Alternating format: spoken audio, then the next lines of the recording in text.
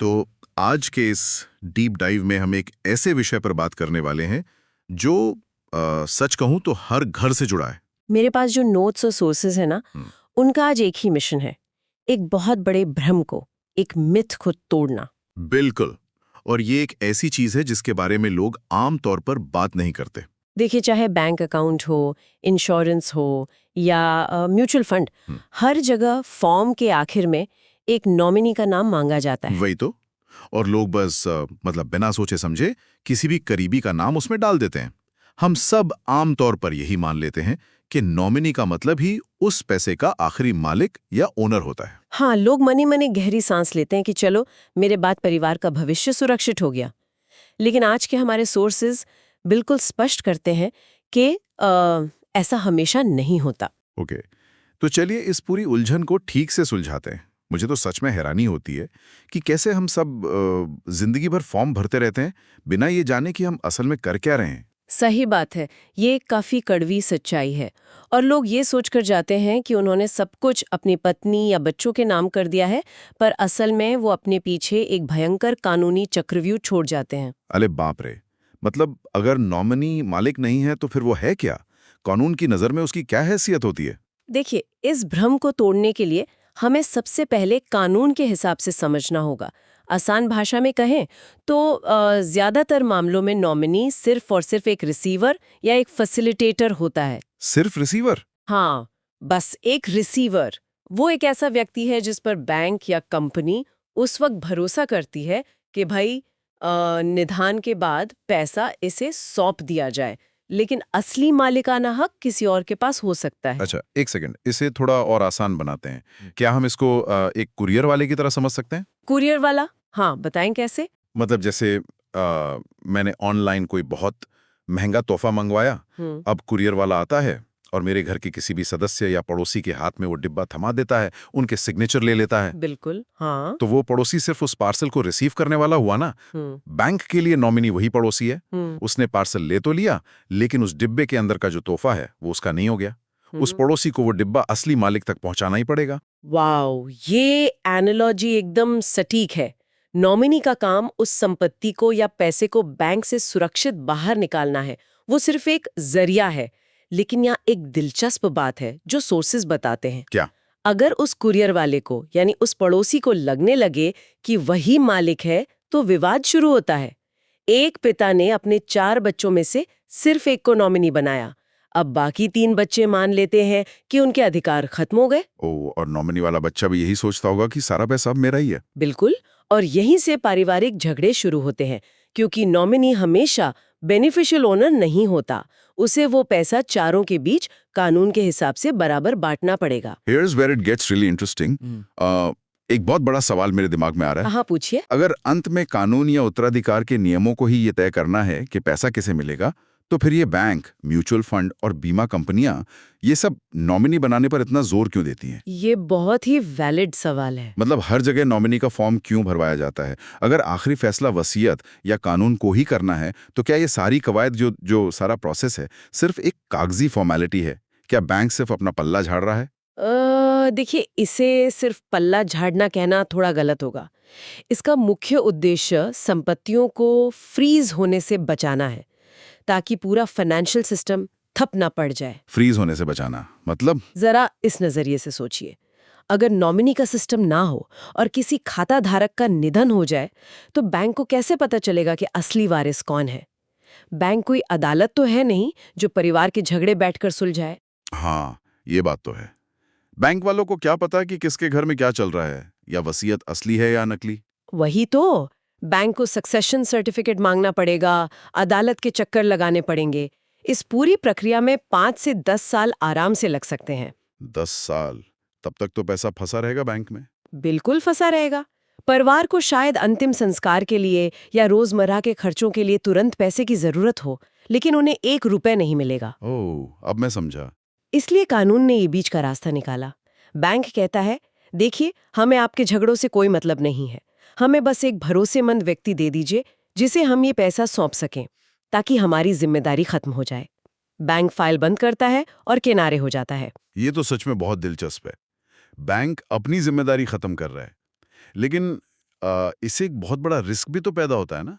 कैसा रिस्क? अगर नॉमिनी ने बैंक से पैसा निकाल लिया और फिर वो कानूनी वारिसों को, जो असली हकदार हैं, उनको पैसा देने से मुकर गया, तो क्या तब बैंक मदद करेगा? बिल्कुल नहीं।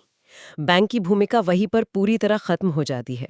इसके बाद ये पूरा मामला सिविल कोर्ट का हो जाता है। अरे बाप रे, मतलब अब वारिसों को केस लड़ना पड़ेगा। हाँ, कानूनी वारिसों को उस नॉमिनी के खिलाफ मुकदमा दायर करना पड़ेगा।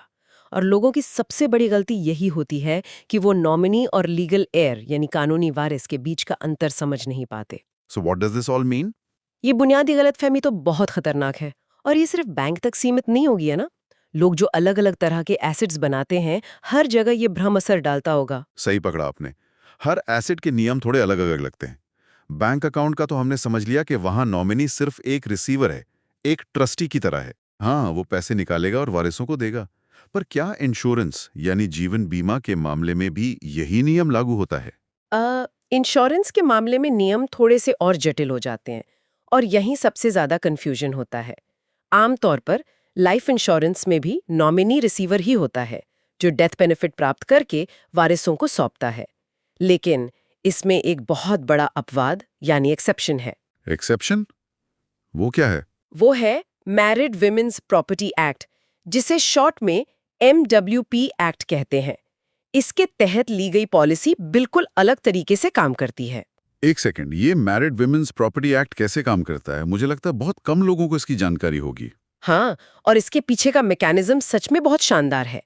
जब कोई शादीशुदा व्यक्ति इस MWP एक्ट के तहत लाइफ इंश्योरेंस पॉलिसी लेता है और अपने पत्नी या बच्चों को लाभार्थी बनाता है, तो कानूनन उस पॉलिसी के लिए तुरंत एक ट्रस्ट बन जाता है। अच्छा, ट्रस्ट बन जाता है। इसका क्या फायदा होता है? जैसे ही ये पॉलिसी जारी होती है, वो व्यक्ति खुद उस पॉलिसी का मालिक नहीं रह जाता। वो संपत्ति उसकी कुल संपत्ति से, उसके एस्टेट से पूरी तरह अलग हो जाती है। इसका सबसे बड़ा फायदा ये है कि उस व्यक्ति के लेंडर या बैंक जिसने उसको कर्ज दिया हो, वो उस इंश्योरेंस के पैसे पर दावा नहीं कर सकते। Wait, really? मतलब अगर उस व्यक्ति के बिजनेस में भारी नुकसान हो जाए या वो दिवालिया हो जाए, तब भी लेंडर्स वो पैसा नहीं छू सकते? बिल्कुल नहीं छू सकते। MWP एक्ट के तहत मिलने वाला पैसा सीधा पत्नी और बच्चों को ही मिलेगा। कोई कोर्ट उस पैसे को जब्त नहीं कर सकती। तो इस विशेष मामले में नॉमिनी सिर्फ रिसीवर नहीं रहता, बल्कि वो आखिरी और पूर्ण हकदार बन जाता है। वाह, ये तो बहुत ही पावरफुल टूल है। लेकिन मुझे लगता है ज्यादातर लोग जब इंश्योरेंस खरीदते हैं तो उन्हें इस एक्ट के बारे में पता ही नहीं होता, बस नॉर्मल फॉर्म भर देते हैं। और म्यूचुअल फंड या शेयर्स का क्या सीन है? आजकल तो हर कोई SIP कर रहा है, शेयर बाजार में निवेश कर रहा है। एक आम इंसान जिसने अभी म्यूचुअल फंड शुरू किया है और बिना सोचे नॉमिनी का डब्बा टिक कर दिया है, क्या वो कोई गलती कर रहा है? अगर हम इसको बिगर पिक्चर से जोड़े ना, तो ये कोई गलती नहीं है, पर ये प्रक्रिया अपने आप में अधूरी जरूर है। लोग म्यूचुअल फंड में नॉमिनेशन और एस्टेट प्लानिंग को एक ही समझ लेते हैं। मतलब? जब आप म्यूचुअल फंड में इन्वेस्ट करते हैं तो एसेट मैनेजमेंट कंपनी यानी AMC को भी सिर्फ एक कॉन्टैक्ट पॉइंट चाहिए। निधन के बाद AMC उस नॉमिनी के नाम पर यूनिट्स ट्रांसफर कर देती है। पर यहां भी वही बैंक वाला नियम आता है कि नॉमिनी को यूनिट्स तो मिल जाएंगे, पर वो उन्हें तब तक अपने पास नहीं रख सकता जब तक वो खुद अकेला वारिस ना हो या वसीयत में उसका नाम ना हो। एग्जैक्टली। तो अगर मैं इसको थोड़ा और क्लियर करूं, क्या नॉमिनेशन सिर्फ एक अस्पताल के इमरजेंसी कॉन्टैक्ट की तरह है? जैसे मरीज भर्ती होता है तो इमरजेंसी कॉन्टैक्ट को फोन जाता है, पर इसका मतलब ये तो नहीं कि मरीज की सारी प्रॉपर्टी उस इमरजेंसी कॉन्टैक्ट वाले की हो जाएगी। बहुत खूब। ये इमरजेंसी कॉन्टैक्ट वाली बात एकदम सटीक बैठती है। नॉमिनेशन वास्तव में सिर्फ एक इमरजेंसी कॉन्टैक्ट है। ये सिस्टम को बताता है कि संकट के समय किसे बुलाना है, जबकि वसीयत यानी विल ये तय करती है कि उस पैसे का असली मालिक कौन होगा। पर देखिए, जब लोग इन दोनों बातों को मिला देते हैं और सोचते हैं कि नॉमिनी बना दिया तो सब काम हो गया, वहां पर आकर असल तबाही शुरू होती है। सही कहा। और ये तबाही सिर्फ अदालती कागजों तक नहीं रुकती, ये परिवारों को अंदर तक तोड़ देती है। वसीयत और नॉमिनी के बीच का टकराव बहुत दर्दनाक होता है। हाँ, अगर वसीयत में पत्नी का नाम है और नॉमिनी कोई और है, जहां हम अपने सोर्सेस के उस उदाहरण की बात करते हैं, किसी व्यक्ति ने दशकों पहले अपनी पहली नौकरी के टाइम अपने भाई को नॉमिनी बनाया था। हाँ, और बाद में उसकी शादी हो गई, बच्चे हो गए, पर उसने कभी फॉर्म अपडेट नहीं किया। अरे बाप रे! जरा सोचिए, उसके गुजरने के बाद उस विधवा पत्नी पर क्या गुजरती होगी। उस पत्नी की स्थिति की कल्पना करना भी रोंगटे खड़े कर देता है। वो हिम्मत जुटाकर बैंक जाती है, डेथ क्लेम फॉर्म भरती है, शादी का सर्टिफिकेट दिखाती है, लेकिन बैंक मैनेजर कंप्यूटर में देखकर कहता है, माफ कीजिए, आप नॉमिनी नहीं है, रिकॉर्ड में आपके पति के भाई का नाम है। और बैंक कानून से बंधा है, तो वो सारा पैसा उस भाई को, यानी उस औरत के देवर को दे देगा। बिल्कुल।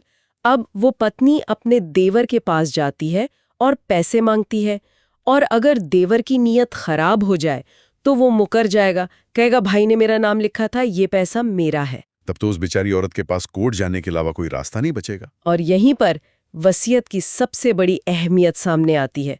कानूनन वसीयत का वजन नॉमिनेशन से कहीं ज्यादा होता है। अगर मृतक ने स्पष्ट वसीयत छोड़ी है तो नॉमिनी को वो पैसा हर हाल में पत्नी को सौंपना ही पड़ेगा। पर परेशानी यह है कि बैंक तो वसीयत देखकर पैसा रोकता नहीं है, वो तो नॉमिनी को दे चुका है। यही सबसे बड़ी त्रासदी है। अब उस विधवा पत्नी को, जिसे अभी बच्चों का पेट पालना था, अदालत के चक्कर काटने पड़ेंगे, वकीलों की भारी फीस देनी पड़ेगी, जो पैसा तुरंत उसके काम आना चाहिए था उसे वापस पाने में सालों की कानूनी लड़ाई लड़नी पड़ेगी। ये सच में दिल दहलाने वाली बात है। एक इंसान पूरी जिंदगी मेहनत करता है, अपनी इच्छाओं को मारता है ताकि बच्चों के लिए कुछ जोड़ सके, लेकिन महज एक फॉर्म अपडेट ना करने की छोटी सी भूल पीढ़ियों के रिश्तों में दरार डाल देती है। और ऐसी लड़ाइयों से कानूनी अदालतें भरी पड़ी हैं। सगे भाई बहन, देवर भाभी सालों लड़ते हैं। अदालतें नियत पर नहीं चलती, वो सबूतों और कागजात पर चलती हैं। इसलिए अगर हम चाहते हैं कि परिवार इस भयानक स्थिति से बचे, तो कुछ कानूनी कदम तुरंत उठाने होंगे। तो इस तबाही से बचने के लिए एग्जैक्टली क्या करना चाहिए? चूंकि कागजी कार्रवाई की कमी इतनी विनाशकारी हो सकती है, तो सोर्सेज में ऐसी कोई चेकलिस्ट दी गई है क्या? हाँ, सोर्सेज में बिल्कुल 6 चीजों की एक चेकलिस्ट पर चर्चा की गई है। सबसे पहला और सबसे जरूरी कदम है अपनी सारी संपत्तियों का एक विस्तृत ऑडिट करना। ऑडिट मतलब एक लिस्ट बनाना? हाँ, डिजिटल और फिजिकल दोनों संपत्तियों के लिस्ट।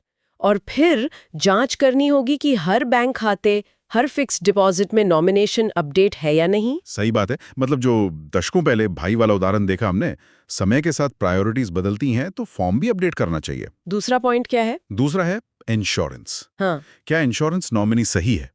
क्या वहाँ किसी विशेष सुरक्षा जैसे MWP एक्ट की जरूरत तो नहीं है?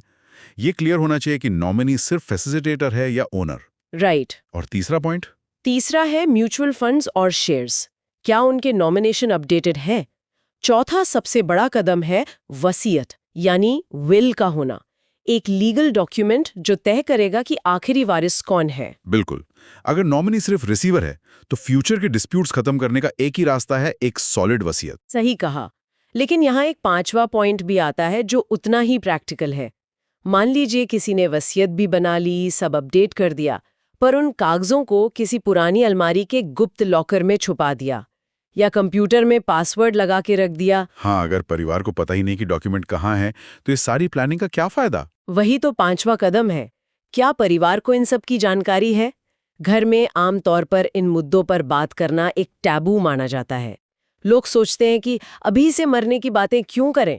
ये माइंडसेट तो बदलना पड़ेगा, खुलकर बात करनी होगी। और छठा, सबसे आखिरी कदम, क्या नॉमिनी और वारिस के बीच का अंतर सबको स्पष्ट है? अगर परिवार के किसी एक सदस्य को नॉमिनी बनाया गया है, तो बाकी लोगों को और उस नॉमिनी को भी ये क्लियर होना चाहिए कि इसका मतलब बाकियों को बेदखल करना नहीं है। अगर मैं सारी चर्चा का एक गोल्डन रूल निकालूं, तो वो ये होगा कि नॉमिनेशन और एस्टेट प्लानिंग यानी वसीयत दोनों एक दूसरे के दुश्मन नहीं है और ना ही एक दूसरे का रिप्लेसमेंट है। दोनों की अपनी अलग जगह है और दोनों जरूरी हैं। ये बिल्कुल सही निष्कर्ष है। ये रेस करता है एक बहुत इंपॉर्टेंट क्वेश्चन को। लोग आमतौर पर फाइनेंशियल प्लानिंग का मतलब सिर्फ इन्वेस्टिंग समझते हैं। अच्छा रिटर्न मिल गया, काम हो गया। पर सक्सेशन प्लानिंग यानी उत्तराधिकार की योजना बनाना भी उतना ही जरूरी है। वही ना, अगर मेहनत से कमाया पैसा सही सलामत परिवार तक पहुंचे ही ना, तो उन सारे रिटर्न्स और टैक्स बचाने का क्या फायदा? सही बात है। आज की इस विस्तृत चर्चा में, इस डीप डाइव में हमने जो सीखा है वो सच में आंखें खोल देने वाला है। हमने इनहेरिटेंस के छिपे हुए कंफ्यूजन को डिकोड किया, एक नॉमिनी हमेशा मालिक नहीं होता, वो एक भरोसेमंद रखवाला होता है। सिर्फ कानूनी नियमों की बात नहीं थी, ये अपनों के भविष्य को सुरक्षित करने की बात थी। सुनने वालों के लिए ये एक याद दिलाने वाला पल होना चाहिए। हम आमतौर पर सोचते हैं कि जिंदगी में आफत बाहर से आती है, पर कई बार सबसे बड़े झगड़े हमारे ही घर की अलमारी में रखे पुराने अधूरे दस्तावेजों में छिपे होते हैं। ये इंशार करना बहुत जरूरी है कि मेहनत की कमाई सही हाथों में ही जाए। एकदम सही कहा आपने। और इस चर्चा को खत्म करने से पहले मैं एक ऐसे विचार पर आना चाहता हूं जिस पर अभी हमने बात नहीं की, पर जो सोर्सेज से प्रेरित जरूर है। हाँ, बताइए। देखिए, हमने सोर्सेज के हिसाब से डॉक्यूमेंट अपडेट करने की बात की, पर जरा एक कदम आगे बढ़कर सोचिए। अगर किसी व्यक्ति ने वसीयत भी बना ली, सब सही कर लिया, लेकिन जिस व्यक्ति को बैंक के लिए नॉमिनी यानी फैसिलिटेटर बनाया गया है, 5-10 करोड़ रुपए हाथ में आते ही अगर उसकी नीयत ही बदल जाए तो? ये तो बहुत डरावना सिनेरियो है। है ना? अगर वो उस वसीयत को मानने से ही इनकार कर दे, तो कानूनी वारिसों को फिर से अदालत जाना पड़ेगा, और कानूनी लड़ाई में वहां जो सालों लगेंगे, वकीलों की जो भारी फीस जाएगी, शायद उस संपत्ति से ज्यादा तो कोर्ट केस में खर्च हो जाए। ये तो एक काफी प्रैक्टिकल और कड़वी सच्चाई है। इसका मतलब है कि सिर्फ वसीयत बनाना ही काफी नहीं है, बल्कि उस फैसिलिटेटर के रूप में, उस नॉमिनी के रूप में एक बेहद भरोसेमंद व्यक्ति को चुनना भी उतना ही गंभीर फैसला है जितना कि ये तय करना कि कहाँ निवेश करना है। नॉमिनी का फॉर्म सिर्फ एक कागजी फॉर्मेलिटी नहीं है, ये किसी पर किया जाने वाला आखिरी और सबसे बड़ा विश्वास है। इस पर सभी को जरूर सोचना चाहिए।